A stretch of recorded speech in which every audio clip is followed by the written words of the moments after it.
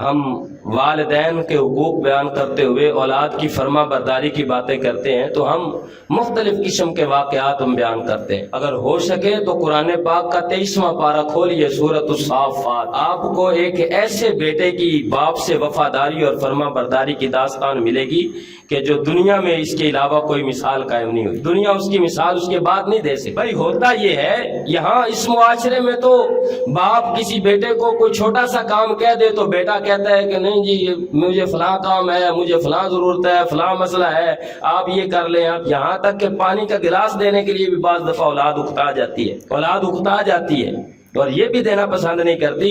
یہاں دیکھیے، اور ایک اور چیز بھی ہے، یہاں ایک اور فلسفہ ہے سمجھنے والا۔ جو چیز مانگی جائے، جو تقاضا کیا جائے نا، وہ تقاضا پورا کر دینا بھی بڑی بات ہوتی ہے۔ یہاں تو وہ تقاضا ہی نہیں کیا گیا، یہاں بات یہ ہے یا بنیا، اے میرے پیارے بیٹے۔ آپ فرما رہے ہیں جناب ابراہیم خلیل اللہ علیہ السلام اپنے صاحبزادے کو فرما رہے ہیں، جناب اسماعیل ذبیح اللہ علیہ السلام کو آپ فرما رہے ہیں یا بنیا، اے میرے پیارے بیٹے، انی ارا فی المنام انی اذبحک، میں خواب میں دیکھ رہا ہوں کہ میں تجھے ذبح کر رہا ہوں۔ اور بیٹا کیا جواب دیتا ہے؟ بیٹا یہ نہیں جواب دیتا کہ ابا حضور آپ نے خواب کو پورا فرمائیے جیسے آپ کی رضا ہے، نہیں بیٹا، یا ابت افعل ما تؤمر، ابا حضور آپ وہ کیجئے جس کا آپ کو حکم دیا گیا ہے۔ وہاں بات خواب کی ہے، جواب حکم کا ہے۔ ابا حضور آپ وہ کیجئے جس کا آپ کو حکم دیا گیا ہے۔ گویا جناب اسماعیل ذبیح اللہ علیہ السلام لوگوں کو یہ بتا رہے ہیں انبیاء علیہ السلام کی خواب محض خواب نہیں ہوتی،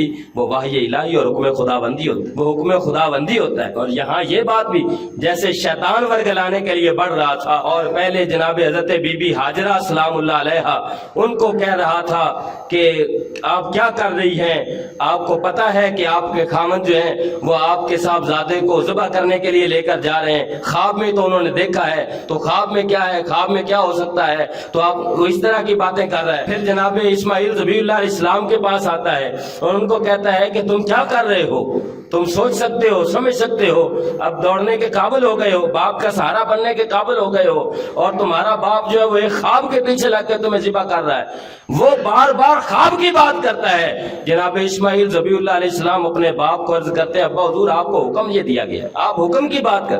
یہ ہے باپ سے فرما برداری اور وفاداری کی سب سے عظیم مثال۔ یہاں باپ کوئی کام کہہ دے تو وہ نہیں مانا جاتا، یہاں فرما برداری اس چیز کا نام ہے۔ باپ کہے جان لینی ہے تو بیٹا کہے ابا حضور حاضر ہے۔ آپ وہ کی آپ کی نسبت سے ہی تو میں اس دنیا میں آیا ہوں، آپ کی نسبت سے ہی تو میں، جناب عیسیٰ علیہ السلام کے علاوہ کوئی بغیر باپ کے آیا دنیا میں کسی کو ہے یہ کوئی مثل حاصل کہ کوئی بندہ بغیر باپ کے آیا، تو اسی باپ کی وجہ سے تو بندہ دنیا میں آیا ہے۔ تو بندہ یہ کہہ سکتا ہے نا کہ ابا جی آپ ہی کی وجہ سے تو میں دنیا میں آیا ہوں، اگر آپ کا حکم ہے تو میں حاضر ہوں۔ لیکن ہے کسی کی مجال، یہاں تو لوگ جائیداد کی خاطر باپ کو ہی ذبح کر دیتے ہیں۔ یہاں ایسے کئی واقعہ ہمیں سننے کو ملتے ہیں، دیکھنے کو مل جاتے ہیں، حالانکہ وراثت کی وجہ سے وہ کرتے ہیں۔ اور وراثت میں آپ دیکھیں، وراثت پڑھ کے دیکھیں آپ، تو سب سے بڑا مانع ارث جو ہے، یعنی جو وراثت سے محروم کرنے والی سب سے بڑی چیز ہے، وہ وہی ہے کہ جس کو قتل کر دیا جائے اس کا وارث نہیں بن سکتا، جس کو قتل کیا ہو اس کا بندہ وارث نہیں بن سکتا۔ یہاں کیا چل رہا ہے اس معاشرے میں؟ تو یہ ایک بڑی مثال ہے